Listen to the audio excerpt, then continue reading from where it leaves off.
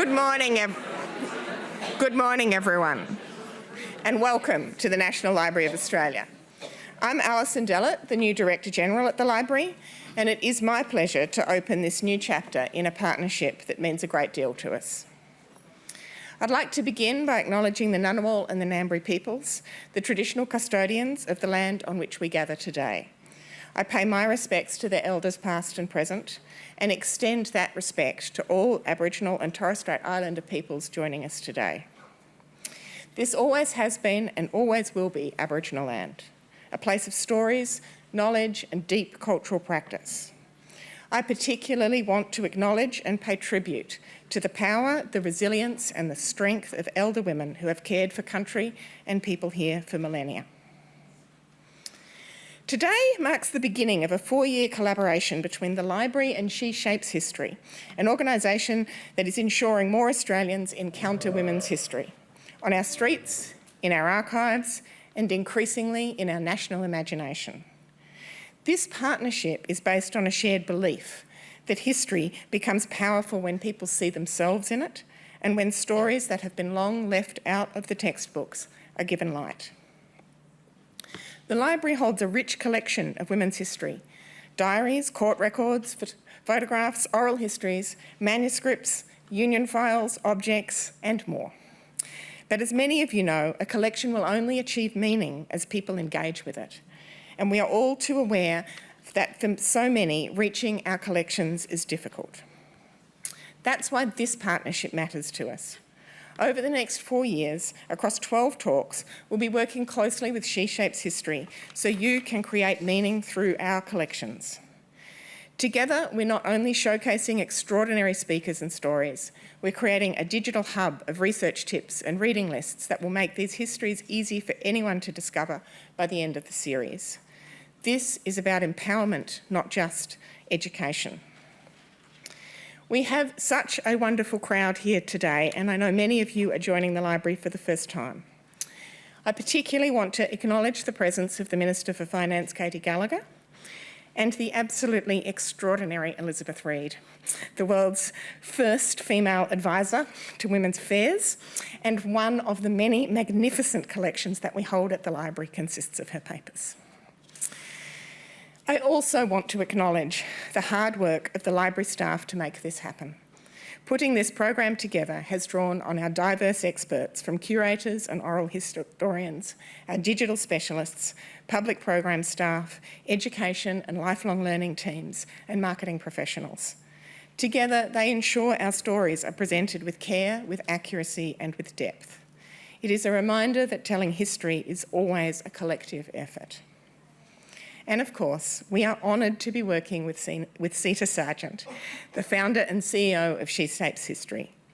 The irrepressible Sita has already transformed how thousands of Australians engage with history, and her vision for this series is exciting, it's ambitious, and it's very timely. Her mission to make history accessible, engaging, and inclusive is inspiring to us and aligns perfectly with our purpose. So thank you for joining us at the start of this journey. Whether you end up only attending this event or you come to all 12, we hope you leave with a sense of curiosity, a sense of connection, and a sense of just how much is waiting for you in the Library's collections. I'm now going to ask you to welcome Sita Sargeant to the stage.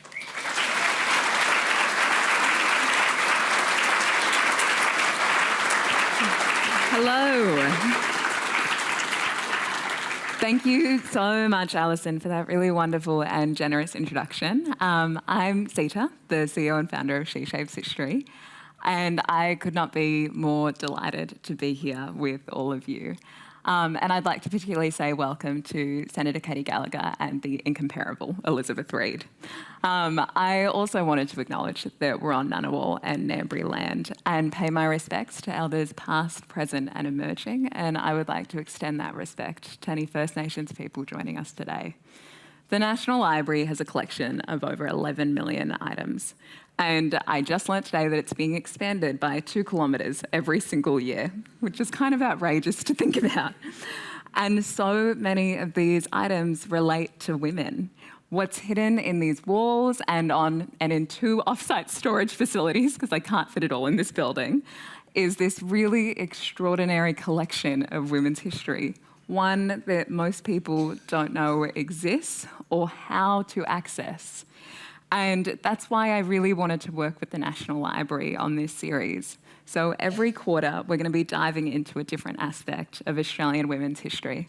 We're going to host a talk, we're going to curate a reading list, and we're going to pull together some digital resources that show you what's in the collection when you really start looking, so that this partnership can live on for a long time after each talk ends. And for the first one, I wanted to start with a question that I remember quite distinctly asking 5 years ago. And it's one that I still ask a lot, and it's where my own personal journey with Australian history began. And the question is, why didn't anyone ever tell me that Australian history was actually interesting? And I've brought together 3 speakers who will speak to exactly that.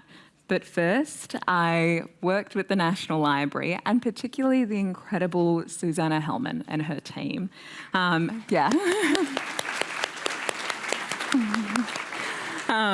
To pull together this reading list that gives you a glimpse of what you can find when you go looking in the collection. Although I don't think that many people probably have a team of incredible librarians to help them that I did, because I think it makes the case far better than I could ever that Australian history is interesting. So I'm going to introduce you to a few items, and then we're going to dive into a conversation. So the first item is a diary of a 1920s actress. Can you picture anything more glamorous than that? Well, I can almost guarantee that the image that you're picturing in your head right now is different to the woman that I'm about to introduce you to. And that's part of why I love this story so much. In January 1924, a 44-year-old Australian-born woman of Chinese heritage who had been born and raised in Melbourne, who had been working as a public servant since she was 18, got on a ship and sailed to England to become an actress. Which I think shows it's never too late for any of us. Her name was Rose Kwong, and she wrote about the day she left like this: "My great adventure begins, a day of glorious Australian sunshine." She went on to perform with people like Dame Ellen Terry and a young Laurence Olivier, and the library recently digitised all of her papers, including that diary.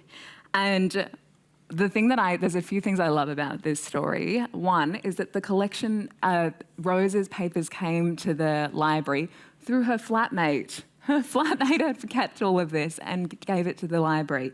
And when we picture an Australian actress in the 1920s, I think we all have a very particular image of what that looks like in our heads. And I think that image is very heavily shaped by the White Australia policy and what we thought of as who was in this country. And Rose Kwong shatters it completely. You know, she's Chinese Australian, she was living through this policy, and she ends up having one of the most extraordinary careers of her generation as an actress. And her story was always there. You know, we just didn't know to go looking for it. As a queer woman, I absolutely love this next photograph. It's a photograph of 2 women, the artist Irene Mort and the other artist, Nora Kate Weston. Irene worked across design, applied arts and teaching, and was one of the organisers of the Australian Exhibition of Women's Work in 1907. And the library holds all of these papers relating to her life and work. And what makes this photo significant and I think really interesting is what we don't know about it.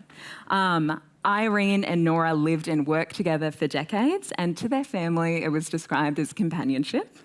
But recent scholarship has revisited it with this queer lens and looked at their partnership in life and in art. And this photograph is one of a collection that sits really at the centre of that conversation. It also brings up a lot of questions, you know, why is there an axe, a woodworking pine? Theodolite tripod used as an easel. I think the archive doesn't always give us these clear answers, but sometimes the questions that it raises are the most interesting part. So, this one. Okay. So this one might just be my favourite. I think that we all know that zines are very trendy right now, but this is probably the oldest one that you'd be looking at. In 1904 and 1905, a group of admittedly quite well-to-do teenage girls in Sydney began publishing a monthly handmade magazine. They called it the Kookaburra. And in it, we see this really wide array of content, including short stories, satirical cartoons, poems, social pages, travel and theatre reports, book reviews and illustrations. And one of my favourite pages includes this pasted-in photograph captioned as the first motor car from Blackheath to the Geneloan Caves. And it's this young woman's kind of dispatch from this world that is just changing around her in real time. The Kookaburra was capturing the voices and dreams, the feelings and friendships, and the secrets, fears and fantasies of these teenage girls in their own words. And it's this incredible artefact of children's history and their perspective on how history is changing. And creative work by young women almost never survives. You know, it's often ephemeral, personal, and very informal. And it often gets thrown out. The fact that this didn't and that it's here tells us something really important, that the inner lives of teenage girls were worth keeping and that they can be this really incredible historical resource. So I'm going to go back now. So this is a christening jacket, and it was made for a baby girl named May Kwong, who was born in Australia in 1901, that same year that the White Australia policy came into law. And her father, Kwong Soo-duk, had arrived in Australia in 1875. He ran a general store in Darwin. He had 24 children, and at least, yeah, I know, it's so many. I really didn't stop at that. Yeah, it's like I'm one of 5, and I always felt like that was a lot. And there are at least 800 of his descendants now living around the world. This jacket is this tiny, really exquisite object, and it's this really direct rebuttal to this story this country tried to tell about itself in 1901. The White Australia policy was designed to make people like May's family invisible, and this jacket proves that it didn't quite work, and that Chinese Australians were always here. They were having children, making clothes, building lives, and leaving things like jackets behind for us to find. And it's stories like this one and like Rose's and like Irene's that make me so excited to dive into the collection. And I think that this is probably one of the this is such a significant piece that's in the National Library's collection. So much of what sits in the archives that has been written about First Nations people, not by them. And what makes this collection so significant is that it does something that sounds really simple but is actually far too rare. It's oral history of First Nations people telling their own history in their own terms. And between 1998 and 2002, the National Library recorded 340 interviews with families and individuals who were affected by Australia's forced child removal policies. People from all over the country came in and told their stories, and the collection is called Bringing Them Home after the report. And to me, this represents this real, act of trust, of people entrusting their most painful stories to this institution, and the library holding that trust really seriously. And it's such an important collection and a real turning point in how we engage with Australian history. And it's something that I'm really excited for Jacinta, who's worked really closely with the collection, to speak more of during the conversation. And then my final piece. So this photograph was taken in November 2024 at a fashion boutique in Harris Park, Sydney. And it's part of the series that the National Library commissioned documenting the Little India precinct. And the woman in the photograph is a fashion assistant named Arju Neopane. And I really wanted to include it because I think that it's important not just to think about what the NLA has in its collection that relates to what happened, 100 years ago, but what it is actively collecting in this moment in time that is responding to who we are today. And so that it will be there in 100 years to help tell this forever story about who we are as Australians. So this is just a glimpse into what's in the National Library's collection. And it's not even the full reading list that the National Library prepared to this talk, which we'll send you along with some of the commentary afterwards. This is a conversation though. So I am going to introduce you to the three incredible speakers that we've got joining us. We have Jacinta Mackay, who is a Wiradjuri woman, a nurse, a researcher, and she's someone who has been an oral history documenter as well as researcher for the National Library.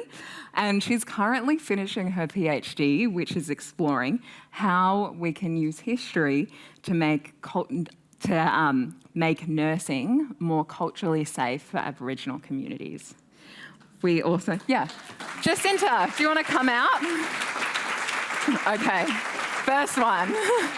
Okay, if you want to sit closest. Okay, we then have Harini Rangarajan, who is a Chennai-born, Canberra-raised storyteller, archivist and musician who has built this incredible online audience by making South Indian history, linguistics and culture accessible to contemporary audiences. So if you could help me welcome Harini.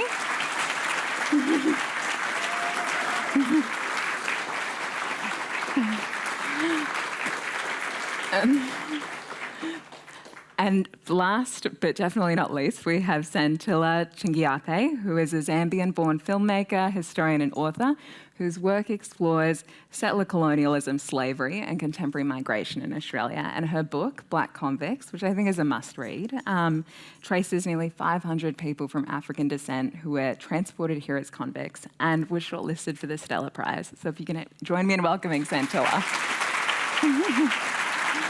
Awesome, just at the end.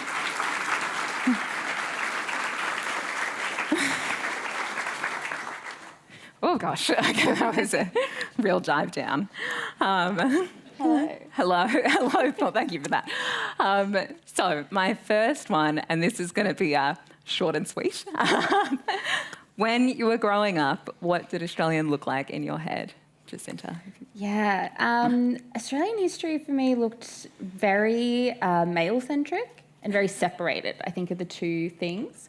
So when I was in primary school and learning about history for the first time, it was kind of the First Fleet. Aboriginal people had clapsticks and coolamans and kind of those things. And then World War I, World War II, and these really separated chunks of history. And I think when I started to look into history, I was very surprised by the interplay and the connection between all of these things, Obviously, the First Fleet and invasion have a big relationship. But then also Aboriginal people going off to World War I while the stolen generation is happening and coming back to their children having been taken. So I think history for me growing up looked separate and was very focused on men. And I found that not to be the case in my adult life. Yeah, amazing. Thank you. Harini, what did it look like for you? Unfortunately for me, actually fortunately, I grew up in Chennai, which is a city in South India. So Australia for me was what my young 20-year-old mother had experienced when she was here initially in my infant days. She would tell me about First Nation stories. She would tell me about things that she found in the library. And when I came back to Australia when I was 14 years old, history looked like imperial history and war history and about blokes fighting each other. So as colonized people, we didn't really see ourselves in Australian history because it was quite separate to our identity. So yeah, I think it was very much, we were quite checked out of Australian history at that point. So Thank you, Harini. Santilla? Exactly the same. I don't think I can add anything more to that. It was, predominantly white blokes, military history, imperial history, pretty much it. Yeah, I think that is such a standard experience of Australian history growing up. And I think that if we went around and polled and asked everyone, I feel like we'd probably have similar experiences. So Santilla, your research has uncovered so many people of African descent in Australia, and I think it has really shifted how we think about the history of this country. I know that it has for me. You've found so many people who were always there in a record that wasn't really explicitly designed to include them. I would love to hear a bit more about when did you first start engaging with Australian history and what made you start looking for those stories? Gosh, that's a very big question. I think I've always engaged with Australian history. I think I've always had questions around who gets to write history, who gets to tell history, who gets to record it and document it. But it wasn't until, and I write this in Black Convicts, it wasn't until I went to I'm from Melbourne, I went to the National Gallery of Victoria in about 2018. There was an exhibition there that was telling the story of Australia's colonisation, and there were two perspectives on view. There was the First Nations perspective, which was on the third floor, and then there was a European perspective, which was on the ground floor. And so the way the exhibition was arranged, you kind of had to begin with the European perspective before you got to the First Nations perspective, which is a whole conversation in and of itself. But when you walk through the European perspective, at the beginning there was a label, that told the story that we all get told at school about the First Fleet, the arrival, and how most of the convicts that arrived were British and Irish. And right at the bottom, there was a line that said, and some were African, Armenian, and I think Jewish was the other line. And I remember thinking, African on the First Fleet? I did not know that, And so I start working through the exhibition, hoping to find something about these individuals. I'm like, who are they? And there was nothing else. The reference was it. And so I went home and I started researching. And initially the research was to identify the individuals and then verify them. And then at the time in Victoria, we had a very convenient political narrative that was happening around so-called African gangs. And so much of my thinking around that time was, how do you challenge some of these very racist narratives about a marginalised community that are factually not true? I mean, people of African descent have quite literally been here since, at the very least, the arrival of the First Fleet. So I wanted to identify them and verify them for the purposes of challenging that narrative. And through the process of identifying and verifying them, I then came to uncover more and more. And the minute you look at one record, it leads you down another path, and then you find more. And so then I really got immersed in working with the archives, the Tasmanian archives in particular, New South Wales State Archives, the archives here, which are incredibly helpful, as well as the archives in Kew. So that's kind of the journey to working with archives and writing history. When did you start seeing women kind of appear in that journey? Well, women in convict history generally are underrepresented because most convict women, because to be transported certainly this is the case for people of African descent, you had to commit serious crimes. And so most of the convicts who went up here who are of African descent were enslaved. So this was a time when slavery was in place across Britain's empire. And so many of them come from present-day Jamaica, Barbados, the United States, and everywhere else, including Britain as well. And many of them were convicted for their opposition to their enslavement. So they were leading protests, et cetera, and these were seen as very, very serious crimes. For the women, in order for women to be transported of African descent, their crimes had to be incredibly violent. And so for many of them, when they show up, so I've got about 30 that I write about in the book, it's usually cases of sexual violence where they are fleeing someone who has tried to inflict harm on them, and they've, through an act of self-defense, murdered someone. And so then they're tried, and transportation was the highest form of punishment after execution. Yeah, thank you. Jacinta, you are an ICU nurse Yes. turned historian, and you're really actively using oral histories in particular to make nursing safer for Aboriginal patients today. What sparked your interest in history, and what made you kind of like really reach for it as a way of solving and engaging with a contemporary clinical question? Lots in that question. So if I get lost, remind me. I first became interested in history as a student. So I started just a nursing, I started a singular nursing degree. And in that time, I had some tutors and lecturers explain to me that nurses have a lot of responsibility. Shocking. So nurses, I think the main thing that stuck with me was that if you gave a medication that the doctor had prescribed wrong, even if it was, the correct, you gave them what was prescribed, you would get in trouble for that because it's negligence. You need to know and keep your patients safe. And as an 18-year-old, I went, oh my God, I'm not old enough or wise enough for this.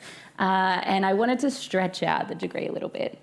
And I'd always loved English in school, so I transferred to a Bachelor of Arts, Masters of Nursing at the University of Sydney, started with an English major and then fell in love with history and went to there. So I had my kind of formal historical training. And as a Wiradjuri woman, I'd always been interested in my own family's history and in my own culture's history. My family was affected by the stolen generations, so history was a way for us to uncover that mystery of our own story. And then working as a nurse, I was an ICU nurse all throughout COVID. I worked in tertiary ICUs throughout the pandemic. And I realised that I felt I was a much better nurse for knowing history. I really felt that I was more empathetic and I could understand the people I was caring for much more easily because I had this historical knowledge.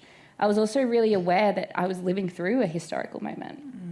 I was working at a lot of different places. I screened passengers at the Sydney airport and was like climbing into planes and doing all sorts of things during COVID while also working in ICU. And I was so aware that this was something people would talk about in 50, 100 years, however many years. And I think that knowledge really helped me as well to go, okay, I need to act by the book. I need to do everything correctly because people will be talking about this.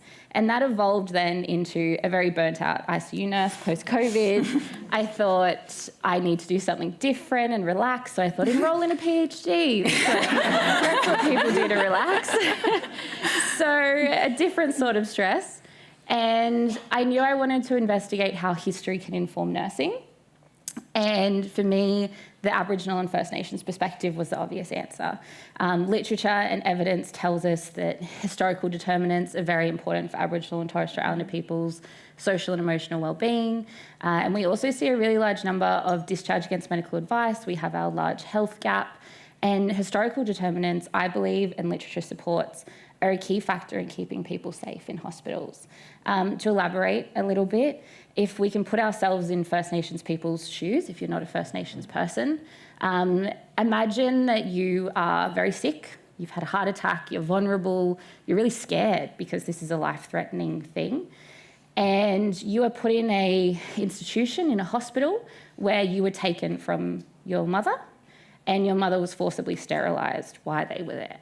Now you're sick, you're vulnerable, are you going to want to stay in that hospital? I think it's really simple. It's like when you really spell it out, obviously not.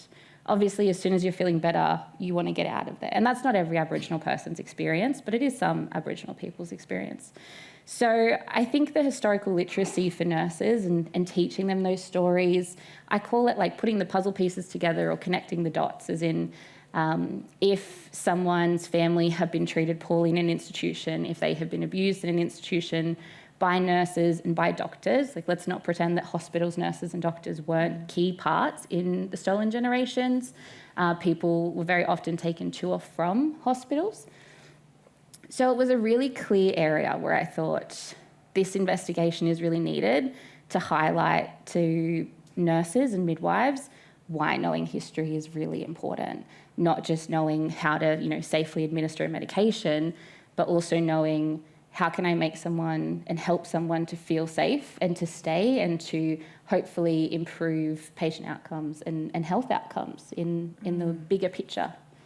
Is history being taught as part of the nurse? Because you are a lecturer at University of Sydney in the School of Nursing. Yeah. Is history being taught for all students as part of it? Like, Yeah. will it be? So, as of 2019, First Nations history is taught as part of a cultural safety journey. So we teach students they need to have an ongoing reflective journey, they need to think about themselves, they need to think about others, and First Nations history is part of that. So that's really exciting. My thesis and my research is around an area that has a really high Aboriginal population, and the majority of nurses were trained before 2019. So there is a big group of people who are required to be culturally safe and required to have that historical knowledge, but have received no formal training to actually be able to do that. So while it is required and why we do teach some history, I think we could teach a lot more. The nursing school might not agree, but I think we could do a lot more history. And I also think nurses who were trained before 2019 need that kind of go back and have a think about history and think about cultural safety. No, 100%. Thank you so much. Harini, I would love to hear a bit more about your journey getting into history, and particularly what then inspired you to start creating content that shared that history. So I'd probably say that I have like the shortest journey with history, as given my age and everything.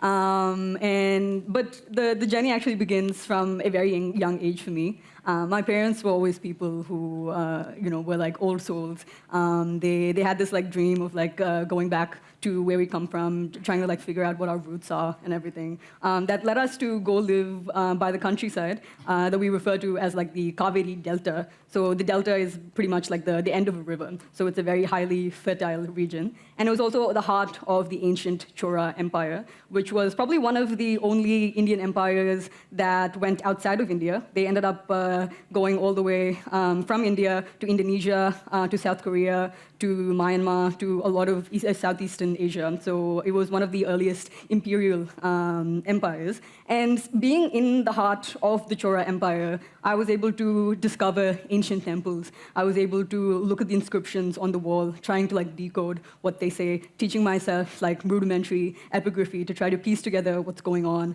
to try to understand like a full picture of what life and civilization used to look like in that region. And my parents were very supportive of that. I barely went to school in that period of time. My parents believed that education needs to be outside. We need to be teaching the young children what our own histories are. And so I barely went to school. I was exploring temples. I was pretending to be Indiana Jones and Lara Croft as a child. And that's manifested into me rekindling my interest in history. So I think sometime earlier last year, I decided that towards the end of my bachelor's in finance at the ANU, which is completely unrelated, I succumbed to the pressures of stable office life and corporate success and progression. But I realized that this is what I truly wanted to do, so I started posting little videos online about the things that I would research for myself. And they ended up going a little bit viral, if I can say so myself.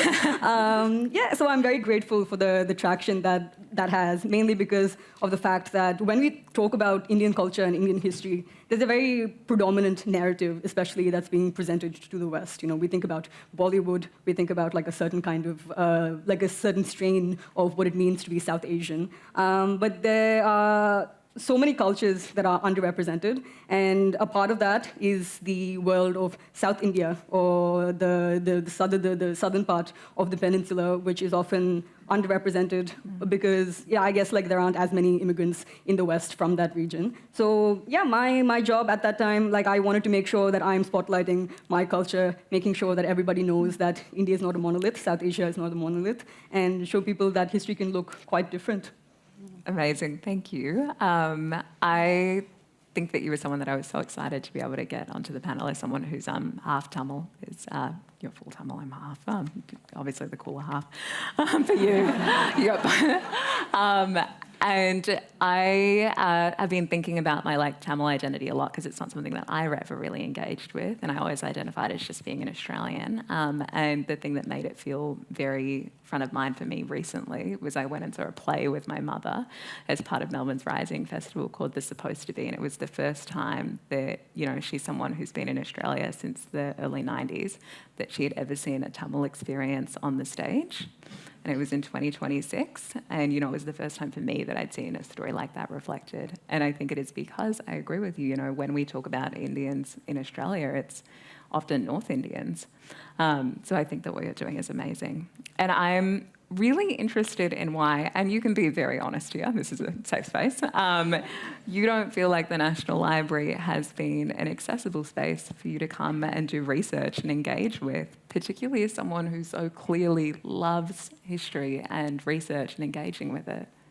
Yeah, of course. I think my relationship with the National Library was probably when I was in Canberra Girls Grammar when I was 15, 16, skipping school and chilling at the library down here, at the cafe. But yeah, I didn't know that there's a wealth of knowledge in the library itself, mainly because of the fact that I think as immigrants, we feel like a lot of these large cultural institutions aren't really catered for us or are, inclusive of us as well. So, and we had no idea that there was so much knowledge within these institutions. So I never truly felt like this was a place that I could approach. I'm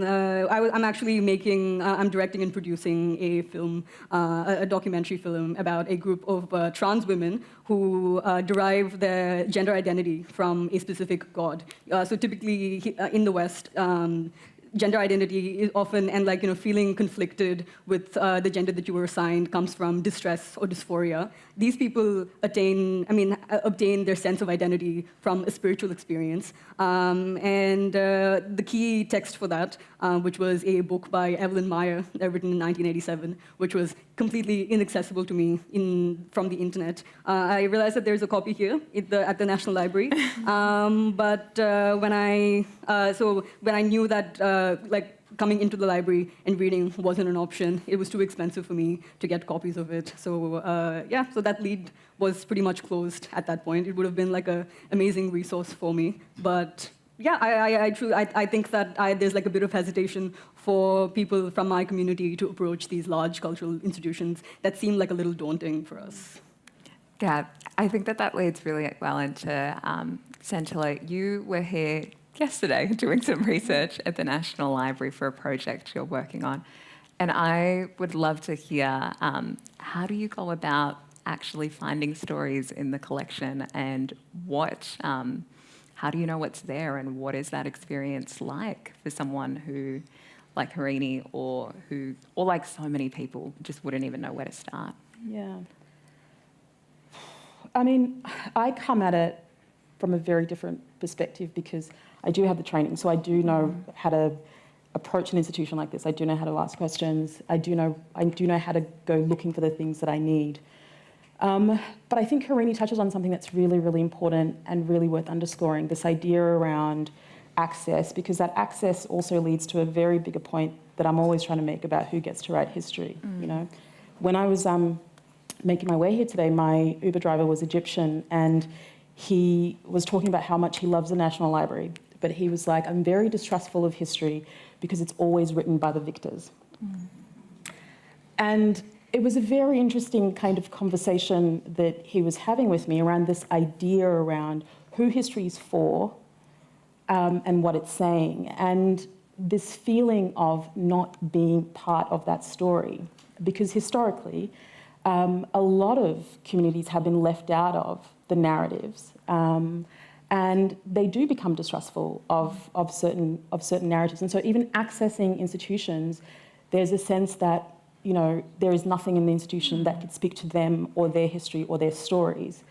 And yet there is so much in here. One of the things that I find very interesting about the National Library collection in particular, as someone that writes histories of empire from an Australian perspective, is how much empire was capturing from here as opposed to all the other colonies.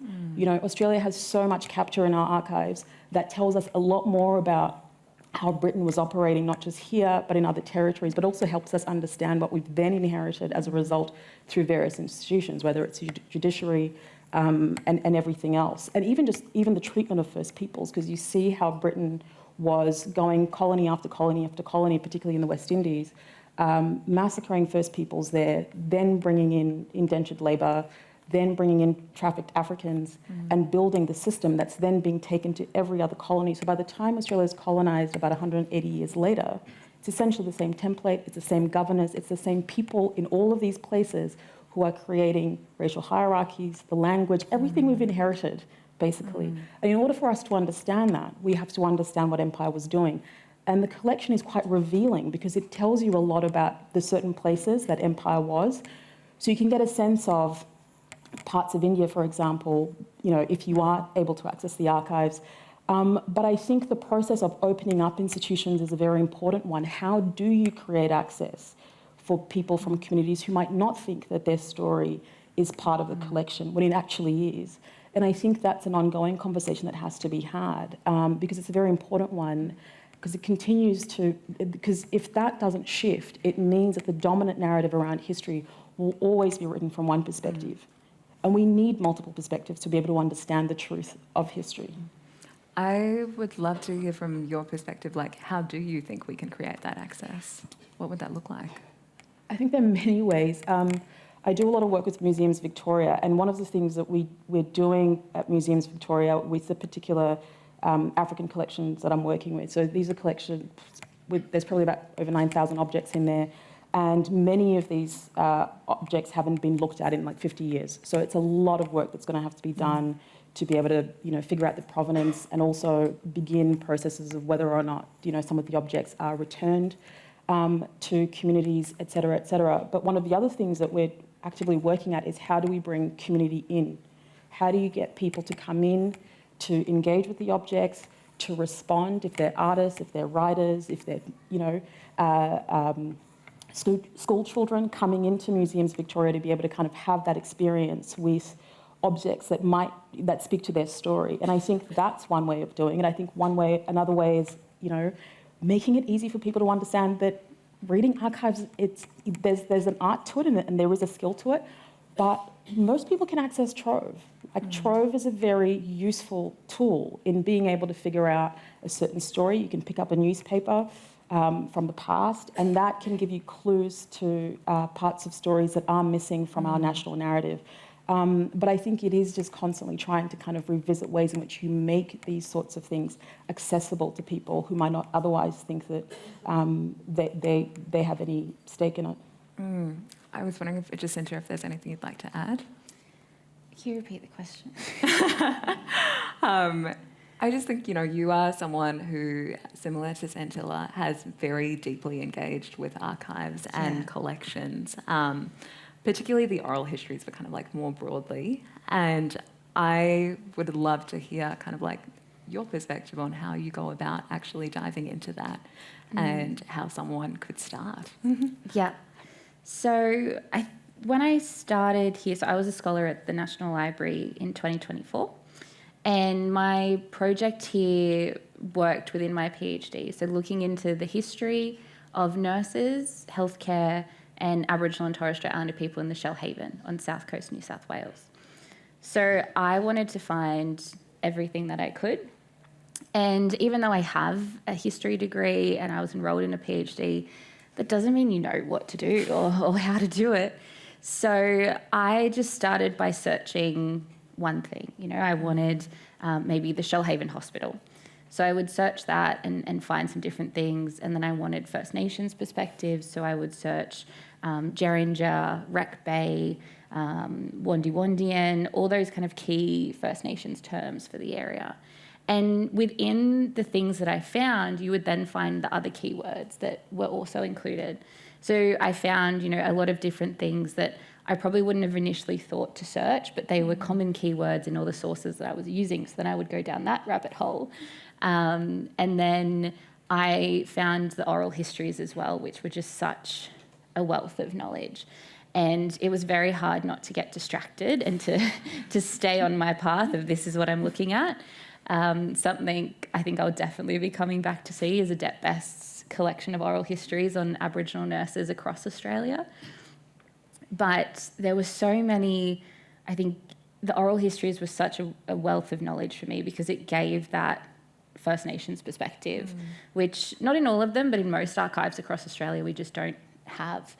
And we're so lucky that First Nations culture has that oral history tradition and culture where stories that may have been lost before have been told to descendants and to cousins and to grandchildren who now are sharing them in the oral history collection in the library. So I found a real wealth of knowledge here. And also I think the Bringing Them Home collection, so a collection that was done after the Bring Them Home report to collect those oral histories of people affected by the stolen generations, collected not only First Nations people's experience of the stolen generations, but also the non-Indigenous people who were involved. So on the Shellhaven, there's a really interesting for me, but also devastating collection of sources where the welfare officer who took children has done an oral history here. So we have his perspective of what he was doing and how he felt about that. He felt he was doing the right thing, that the community really valued him, and that he was just doing what was best for them. And then we have an oral history from a boy who was taken by him.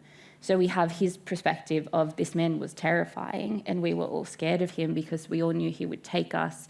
We all ran from him, we all hid from him. So those sources were just an incredible wealth and a devastating thing to listen to. And then you just end up going down that rabbit hole. And it's kind of like a really good internet stalk of like someone you used to go to school with. You go down the rabbit hole and you click all these different areas and you end up in this weird place finding something really valuable. But I think with how many sources are here, there's so much to find. I think on that topic of oral histories, I would love to hear more about your experience as someone who has been a recorder for quite a few of those. Yes, recording the oral histories with the National Library is the best job. You get to sit with someone and just ask them their story from birth to now. And it is so special. Some of the really great ones I've done recently have been around Australian food culture and First Nations food and native foods. And I get to meet incredible people and ask them, we start with where were you born, what was your first memory, what's your family story, and we work all the way up to now. And I think it's such a privilege to get to talk to people about their life and to get to collect that history for the National Library. And I also think oral history is a wildly underrated form of historical collection.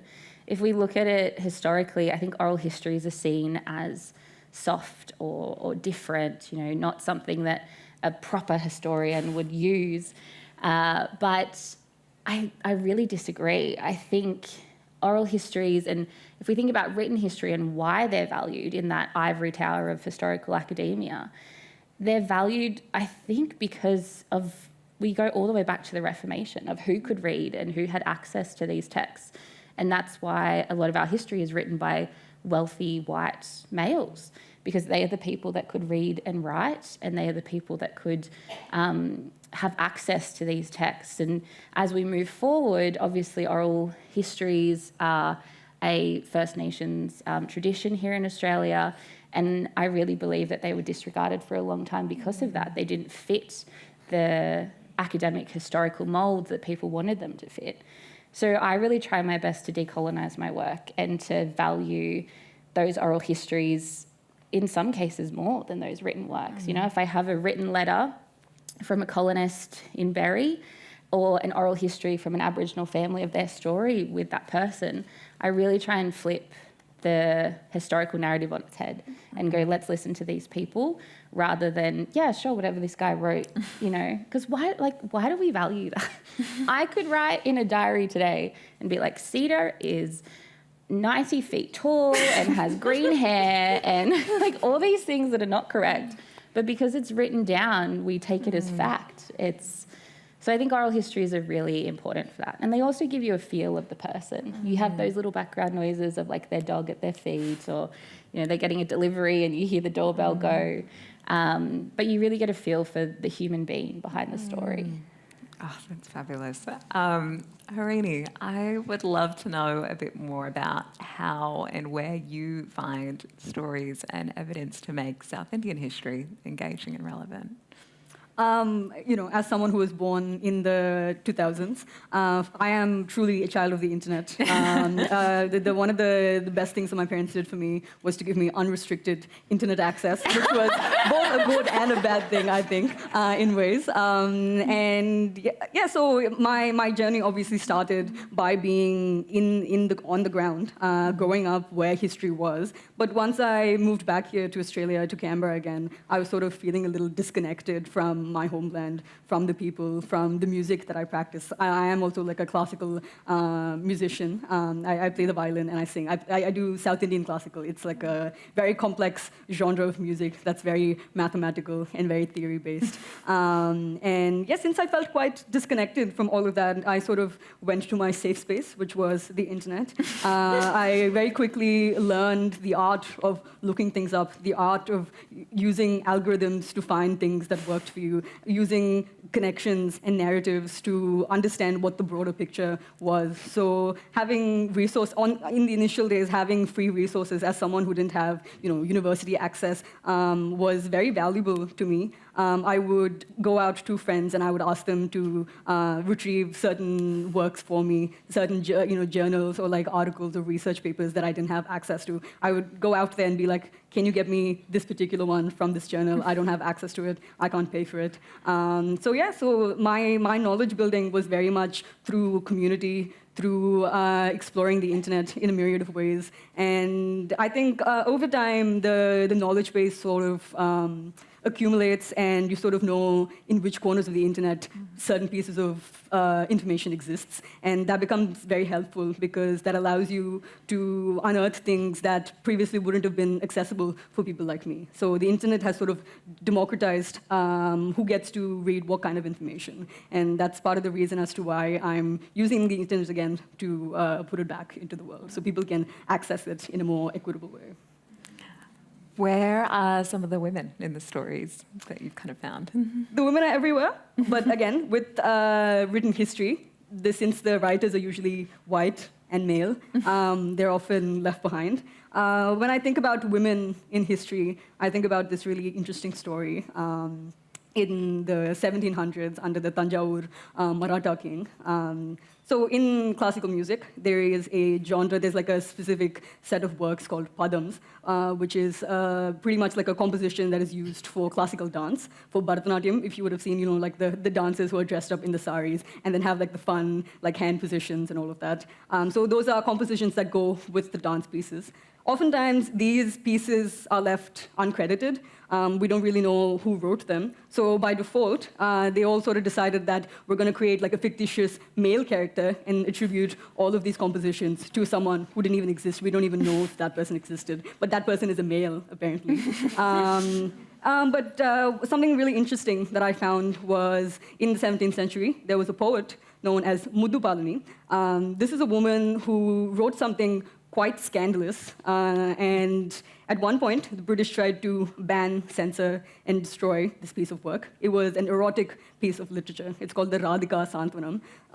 So it is a retelling of the story of the god Krishna, who you all probably know, and his lover Radha, except it's kind of like a fan fiction from like the 1700s. Yeah, where Radha is actually a much older woman than Krishna, and she's pining for this young, attractive man who is Krishna. And since there's social stigma between them and they can't actually be together, she instructs her niece Ila to court Krishna, and she teaches her how to pleasure him, how to please him, how to be in love with him, so that she can vicariously experience Krishna's love through her niece. And this was very shocking because female pleasure and female sexuality is the line that Victorian morality did not want to cross. They were offended, scandalized. They were completely overwhelmed by this woman who's written this incredible piece of work. After they tried to censor it, they realized that it was not just because it was a woman.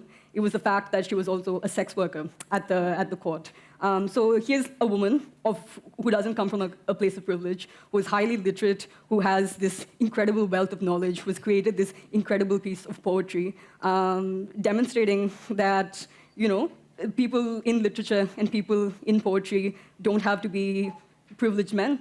And it can be about things that matter to women, like pleasure and sex and sexuality. And knowing about Mudupalani actually lets us know that a lot of these compositions that have been attributed to this man were probably also written by women as well, given the contextual clues. So I think it's very interesting that women are part of the story as well. God, what a fabulous story. Have you come across any stories maybe from our region of Oceania that you'd like to share?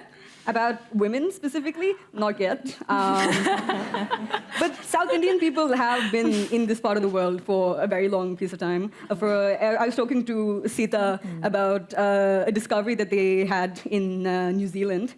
In the 1800s, when one of the colonialists was traveling in New Zealand, he noticed some Maori women cooking in a very strange-looking pot. Upon closer inspection, it was a bell from a Tamil ship, from a South Indian ship, who had traveled all the way from the south of India to New Zealand on a trade ship. And on it, it said, "This is the bell of Moideen." It was an Islamic trader from Tamil Nadu who had ended up in New Zealand. And these Maori women were using it to boil potatoes, essentially.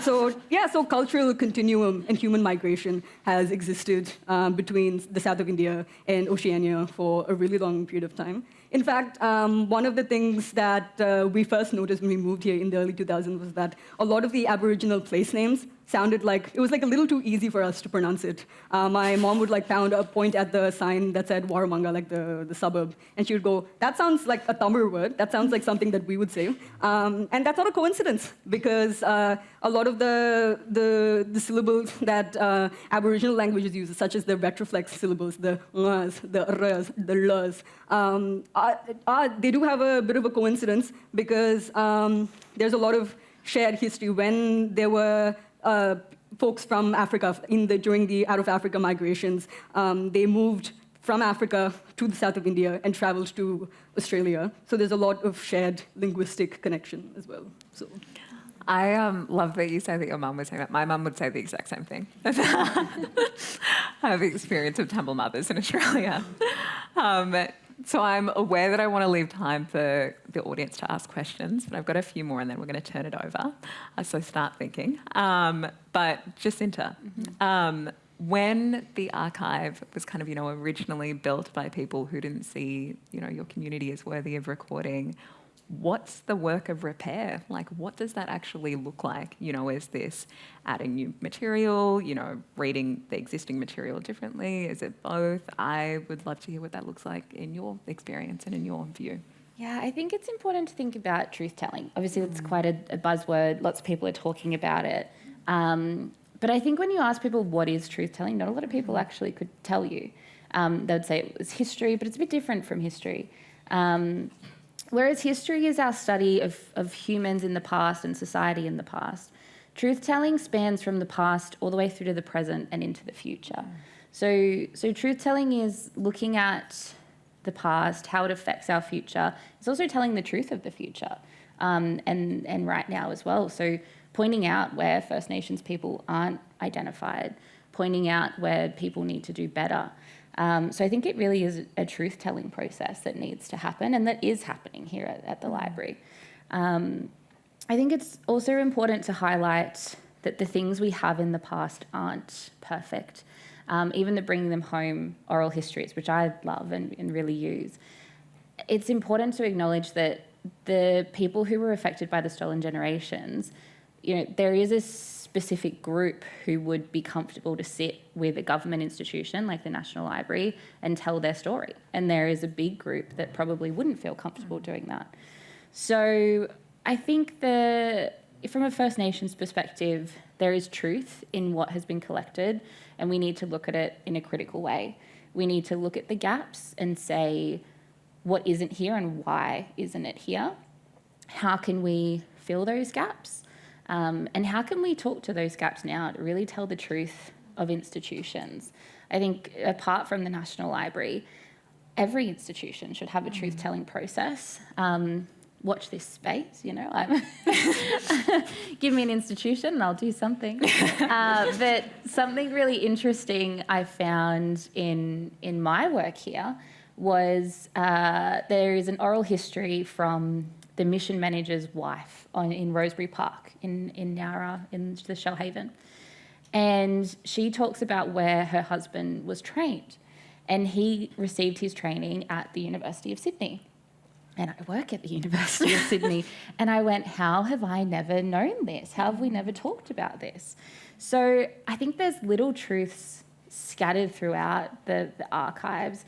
And there are things that need to be investigated and things that need to be brought to attention. And that's an ongoing process, telling this truth in the archive and outside of the archive. The more you look, the more there is to say.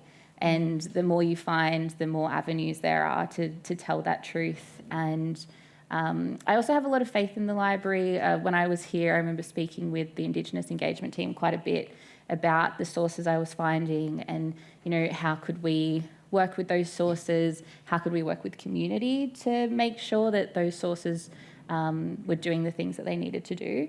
So I think it's an ongoing process of truth-telling, of consulting with community, and also, you know, working with community, not just for community. For a long time, Aboriginal people have been the subject of research, whereas now we're definitely moving into a time where that's an unacceptable thing to do. Aboriginal people need to be involved in leading research and involved in and leading these truth-telling notions and movements for institutions. What does that look like? That looks like funding it, I think, is the first thing. In all institutions, that is always the barrier, is funding these projects. And also committing to them long term. A lot of the times you might get funding for 6 months, 12 months, but ensuring that this is an ongoing thing. And it also feels very tokenistic to community when something is funded for 6 months, when you go, oh, this great thing's happening, let's do it. You kind of, the wheels are just getting moving, and then funding's cut and you lose it. And it's like, what's the point in this? So I think community really need a commitment to a long-term strategy and then actual action and evidence and involvement around that. Thank you. So Santilla, you've said that the official story of Australia has been told by a narrow group about a narrow group, which I think is something that we can all agree on. What changes when that stops being true? What does that open up?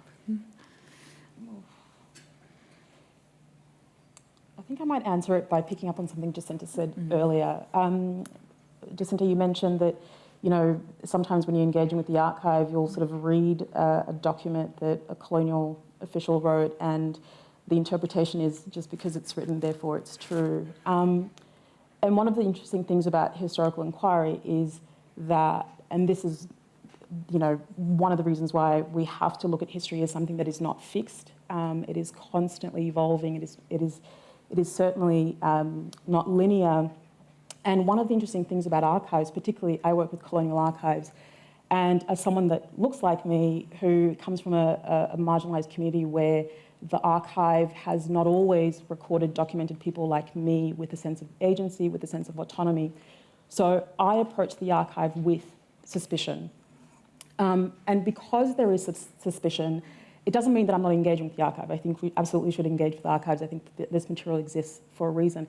But it's not the only part of the story. And I think good history writing does take that into consideration. I think for a very long time in this country, we've sort of bought into this idea, and I have many reasons as to why, that our history is done and we don't have to keep revisiting it. We know the story and that's it.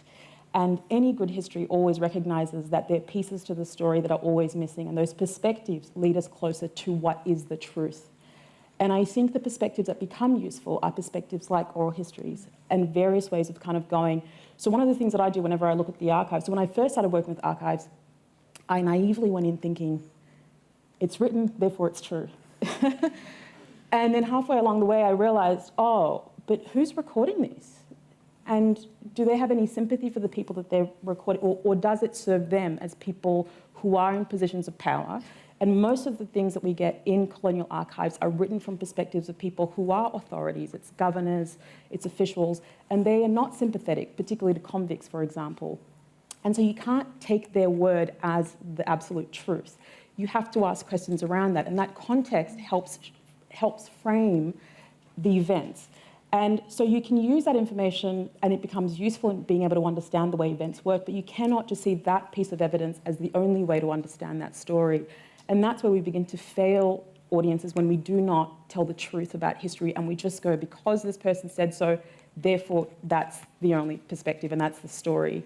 And so always asking questions, always being critical, I think is a very important part of understanding history, but also recognising that there's so many communities as a result of who was recording history aren't captured by the archives.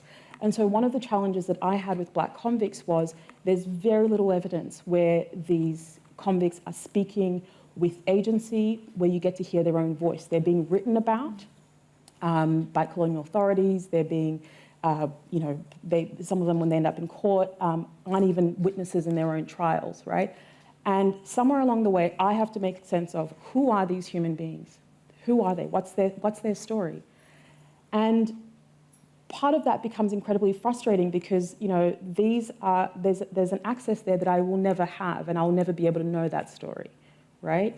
However, asking that question, even if it is in the story, enables us to sort of think about the context and the complexity of that history fully, rather than just going, well, this person wrote it in their journal, therefore that's who this person is. Like, how do we know? And I think that was a very interesting point that Jacinta said. I think we take the word of these governors as the final point in the story, when in actual fact, it's a part of the story, and it invites us to sort of engage with and think about things that we wouldn't otherwise think about because they have documented it. But it's not the end of that story. That should only be the beginning. And I think Australian history writing needs to do better in that sense. You see this extraordinary work being done, particularly with First Nations history in this country, and First Nations scholars have for a very, very long time been bringing attention to the fact that our history is not fixed, it is constantly evolving, it is rich, it is diverse, and yet the history that we still get in the mainstream is stuck in a very 1970s version of how we tell history, which is pretty extraordinary. And it's extraordinary that we don't engage with empire, for example, which I always find to be incredibly fascinating. It's like we just feel like it's like we're an island that just popped up in the middle of nowhere, and then all of a sudden our history began in 1788. That's crazy. Like, if you really think about it intellectually, it is just, it's astonishing that we seem to think that that is where the beginning of the story begins on this continent. And yet we have all this knowledge that tells us that it stretches a millennia. And even that is complex and rich, and, Harini talked about the exchanges with trade. I mean, that is an incredibly exciting area of history that's emerging in this country, of the trade that was happening between First Peoples and other groups, particularly in Asia. What an incredible inheritance we have. Like, we need to be thinking about this and talking about this a lot more, and not just, being fixated on a very short, incredibly consequential for all of us, period of British involvement on this island. But yeah, anyway, I could keep going, but I'll end it there. I'm 100% with you. How do you think that we can get more people engaging with that side of Australian history, engaging with empire and digging into those stories? How does that happen? I think it's conversations like this. I think it's getting young people to know that Australian history is incredibly rich and exciting and interesting, and also going, you can write history. I give a lecture, and I always, at the start of the lecture, I do this thing the night before. I'll go and Google images, and I will put in historian, and I'll take a screenshot of the images, and it's generally old white men. It hasn't really changed. And I think for a lot of people, that still seems to be the idea of who a historian is. And I think when people feel like they have access and entitlement to a story, I think they feel that they can have an ownership to it. And so I think having conversations, raising awareness, encouraging people to sort of go, there are other aspects of the story and of history, engaging with content that Harini's making online, for example. I mean, there's all these things that are happening that are sort of, kind of showing that there is a richness out there that, Yeah, I at that point on Googling historian and seeing, a page of white men is quite an interesting one. I mean, if you all do it after you leave the event, just put it in Google. I'm kidding you. I'm not kidding you. It's something that I think that we'd all... And that is a big, because even for me, I remember the thing that made me a historian was I was sitting on a panel and we were talking about Australian history, and I was the only person of colour, I was the only woman on the panel, and there were these men who were sort of white men who were sitting on the panel, and we were talking about Australian history, and they were sort of kind of like telling me to, like they were like, yeah, okay, but we know Australian history. Like, you don't know Australian, we know Australian history. Like, stick to the diversity thing that you're here for, right? And I remember feeling really angry about it. I'm like, hang on a minute. I am entitled to Australian history. That's also part of my story. And the process of working now as a historian has really also been a very interesting one in challenging that narrative of who gets to write history, what they look like, and also going, I have authority, I have expertise, and I also have every right to write history. And I know that gets challenged, I know that gets scrutinised, because it is unimaginable in so many ways that I can be an author of a certain history, right? That I should only stick to certain kinds of stories and certain kinds of things, but... Yeah, it's something that I thought about a lot, because I felt so uncomfortable using the word historian to describe myself, and I still feel really uncomfortable using the word. Like, I would describe myself as a social entrepreneur and as a tour guide and as someone who kind of like works in the space, but I feel so deeply uncomfortable with the phrase historian. And I think that it's in part because when we have the face of a historian shown to us, it's not faces that look like us in this country. So I think the work of what you're doing is amazing. And even crazy is that when you scrutinise a lot of that history, it is deeply problematic. I'm like, I don't know why we take this as the authority. I don't know why we take it as the authority. We have to keep asking questions. Like, it's just not, like, it's 2026. Like, it's Yeah, and with people who look like us, history is always seen as something that is done to us, done upon us. People record, we become subjects, we become things that we study in labs. And, when colonialists came to India, they took pictures, they measured skull sizes, and that's what we know about South Asian ancestry and migration now. But I think it's high time that we become a part of history, that we become participants and not subjects. So I think it's really important to think about those power dynamics and those inherent privileges that reside within the people who are taking pictures of you, who are entering your villages and asking you questions, who are exploiting from your culture. But when do we get to be a part of our own histories? 100%.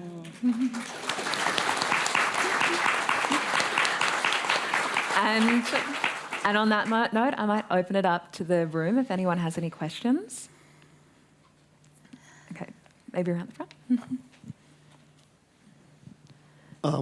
Firstly, thank you for the panel. That was really, really great. Talking about the sort of modern political climate, where there's definitely been like this sort of reaction against this being like telling these more diverse stories, talking about, for lack of a better term, how history actually happened. Have you found that sort of trying to share these stories has become harder? Like the fight has gotten a bit like rougher, I guess? Or have you found that, this is sort of just a general, like, this is part of the step, first they fight you, then you win sort of thing? I would say from my work, what's really been surprising in the best way is Australian audiences are very curious. I think people know that they were told, they weren't told the full story when they were at school. And so I find that whenever I talk about this particular part of convict history, audiences are engaged and they do want to know more. And if anything, they're going, why isn't there more of these? But also, I deal with archives. So, the evidence is there. This is not revisionist history. I'm not going in to sort of colour the First Fleet. Like, these people were actually on the First Fleet.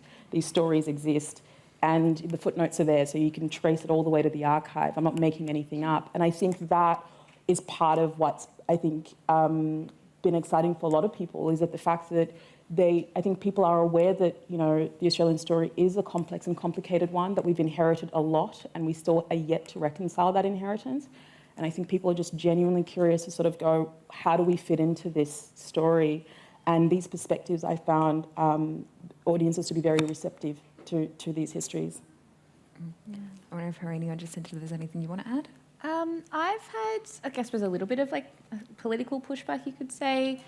Recently, Sita and I, and also like academically, we've written quite a bit about how Florence Nightingale was a racist. Which she was. And Mother Teresa. Yeah. So we've gotten a little bit of pushback both in like comment sections. It's really interesting to see the comment sections on different platforms. I don't know if you've seen this, but I think there's different groups of people on different platforms. So we get very different comments on each one. But we also get some emails back from the academic things we've published around this as well, kind of questioning our integrity and if we've interpreted sources correctly and things like that, which we have. And yeah, I think when you pose a different story to what people have accepted, and oftentimes, particularly with Florence, I think a lot of Australian nurses see themselves in her.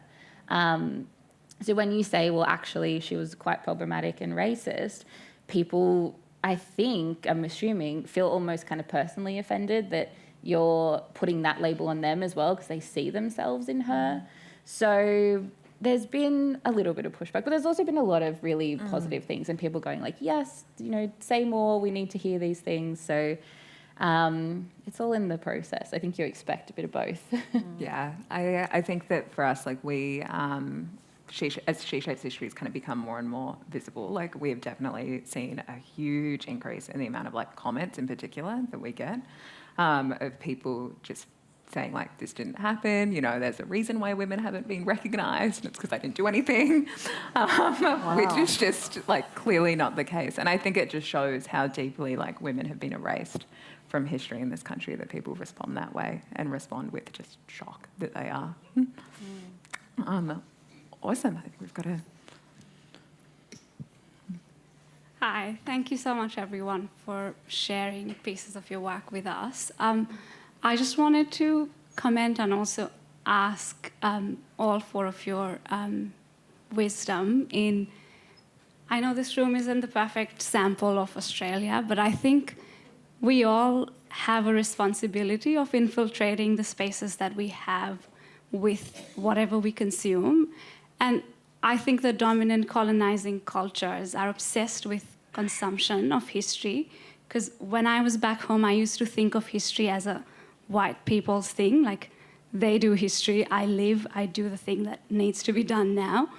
But coming to Australia, I've found dominant cultures do engage with history, but for the sake of consumption, and that's where it ends, like you guys are saying. How do you think we can all encourage and gently push everyone, including ourselves, to critically engage with what we consume? Because there's a big gap there. I know a lot of us love reading, and I've seen a lot of my white friends and family that love reading and are obsessed with the numbers of books they read a year, but they don't share the content of it with anyone, and it ends there. And I think that's part of the problem. I'll stop speaking. I can never end if I keep going. But please, share your thoughts, please. Yeah, I think for me, as someone who's on the internet, that's always been like a bit difficult to grapple. My sort of Instagram does like a really good job of recommending me to the people who are already familiar with these topics and these ideas. So it's not like I'm penetrating like new areas and new circles. I kind of have an echo chamber. And sometimes I do feel a little distressed about the fact that this information is being consumed for entertainment. And a lot of people's like lived histories and stories are often reduced to something that one can just consume and someone can just be amused by. We were even talking earlier about how a lot of like marginalized people are only valued for what entertainment they can bring. We were talking about boxers, and we were talking about how athletes are often just completely dehumanized and reduced to the thing that they do, which is sport. And similarly, I think that's actively happening in history as well, in the age of virality and content. Everybody wants to know a cool fact, but they struggle to truly resonate with and think about the human element of it, think about what the person behind that story was experiencing. And which is part of the reason as to why I want to make an effort to bring my side of the world, to bring my culture to somewhere that's completely unfamiliar with my culture. Like when we think about India, even in the collection, when I was looking through the array of South Indian artifacts that they had brought out, I found myself quite unrepresented. There was a lot of media about Punjabis and North Indians and what it means to be an Australian Indian immigrant. But what wasn't in there was people who looked like me, people who spoke languages like me, people who have unique cultural experiences like mine. So I think it's important to be sort of retroactively and proactively bring these ideas into new spaces and have like a moment of reflection. Yeah. I really saw the lack of critical thinking that you're talking about in our, no and yes vote campaigns for First Nations people. And then AI came into it, which is scary. But there was a lack of critical thinking in people saying an Aboriginal person has said they're voting yes or no, therefore all Aboriginal people must think that. And I find that a lot as well. I probably should have prefaced here, as an Aboriginal person, I don't speak for every Aboriginal person. I speak for myself. In the way that every other culture, people think and feel different things. And I think that lack of critical thinking, as you say, is so concerning because people can see anything, they can create anything with AI, and some people will see it and think that it's fact. I really think that things and content creation like She Shapes History is a great way to get people thinking critically. I really hope when people see your videos that it then gets them thinking when they see one about, the First Fleet or whatever it is, they go, where were the women? I've never thought about that before, but where were the women?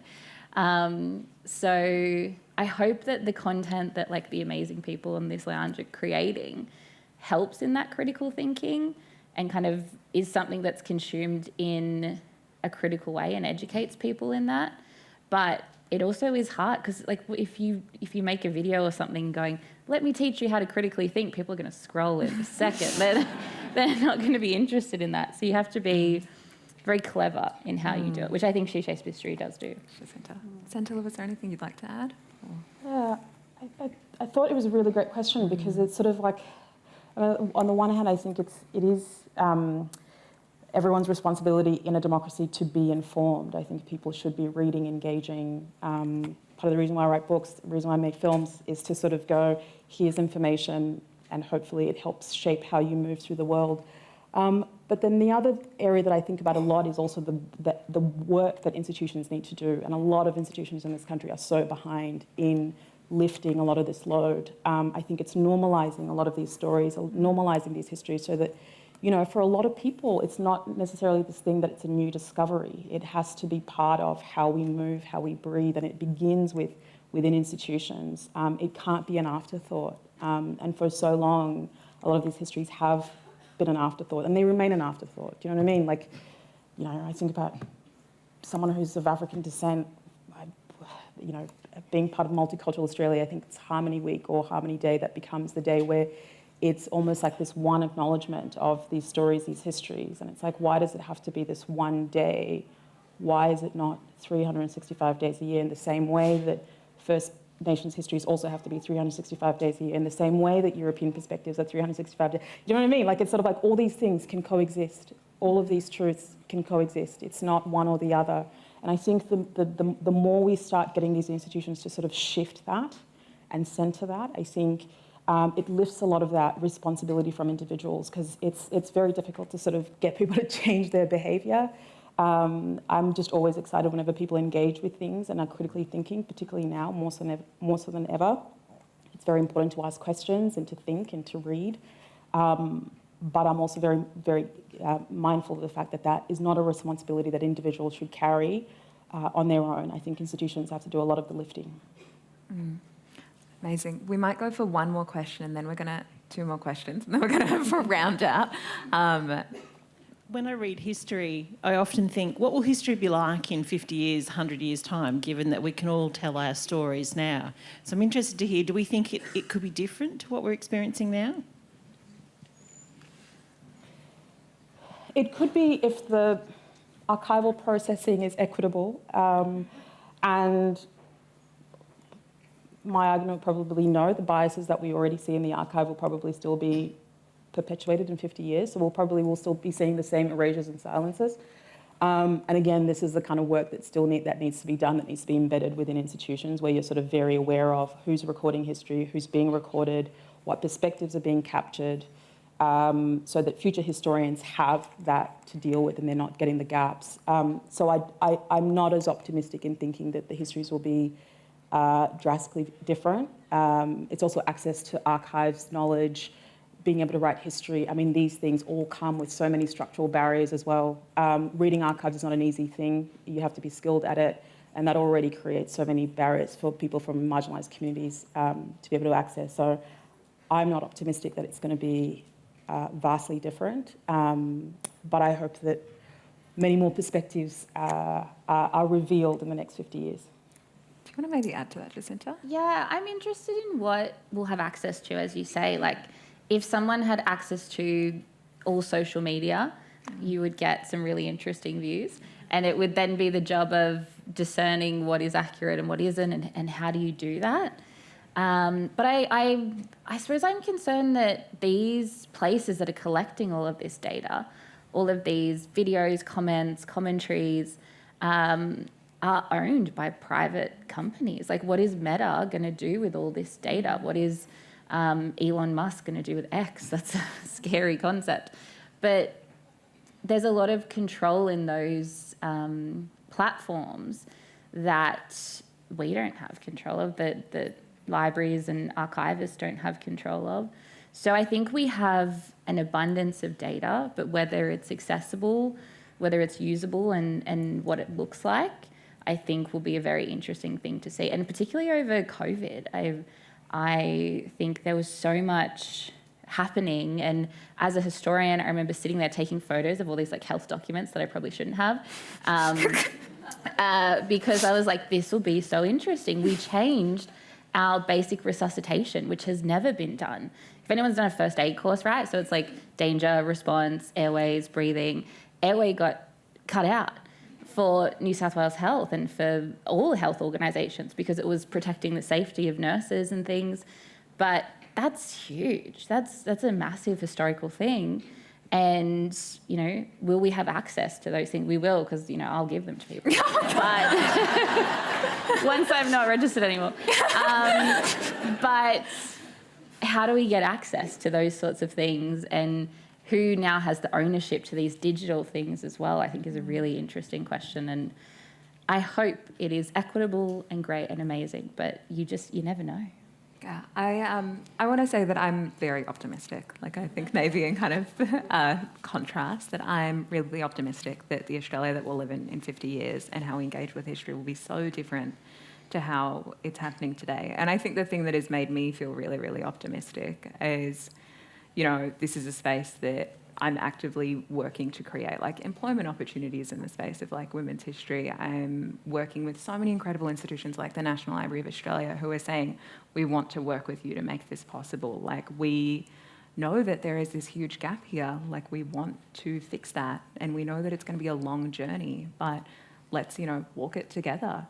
So I feel really optimistic, and I think it's because I'm part of the solution, and I feel like, you know, people like all of us are part of that solution, and I think that things are changing. So I'm feeling good. I feel like I've got to be. I feel like, you know, I do long hours every week. I feel like I got to feel good about the future. Otherwise, I'll be living in a hole. And I think young people, and I think, like, you know, as someone who's 22, young people really have a hunger for knowing what the truth is. I feel like we're very, like, committed to finding out what the actual undercurrent story is, because oftentimes in times like this where we have, you know, big systems that are oppressing us, it's become impossible for us to, like, live and have, like, a decent standard of living. We have so many crises going on. We have humanitarian issues all over the world. We have to look back upon history to find solutions for the present. We have to look back on the stories that were manipulated, the stories that were incorrectly represented. And yeah, I think I'm feeling very optimistic as well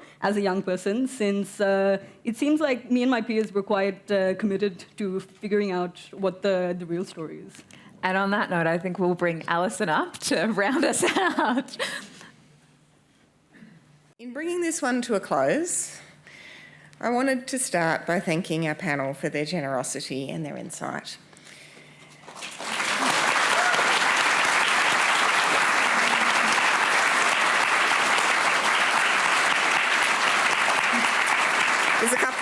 There'll be a few more thank yous, but we can do plenty of rounds of applause. And I want to thank you for the vision that you've brought to the table for the power of history and the power of collections, and therefore the power of who gets access to those collections. We share your passion for broadening those who have access to telling and sharing Australia's stories. And I want to say the National Library is deeply committed to making our spaces, physical and virtual, welcoming and comfortable for people that they have not been so. With Senator Gallagher in the audience, I do want to particularly thank the government for the ongoing funding for Trove, which has been one of the ways that we've been able to do that. But I want to note that Trove only provides access to approximately 10 to 20% of our Australian collections, and that opening the remaining 80 to 90, we're not very good at counting, but we're good at collections, to audiences through programs like this remains important. I think we all felt today that this partnership is going to be an important step in moving us forward on a journey of making that history able to be accessible and told from others. And if we can't make "You can write history" one of our slogans, I would be very upset about it. And finally, I want to give a very strong thank you to Sita. I think the passion and the sense of vision that we've brought to the table for the fact that history is powerful, history is fun, history is fascinating, and history can change the country that we will become is something that we are so excited to explore over the next 11 talks in this series. Can we thank Sita and the panel once again?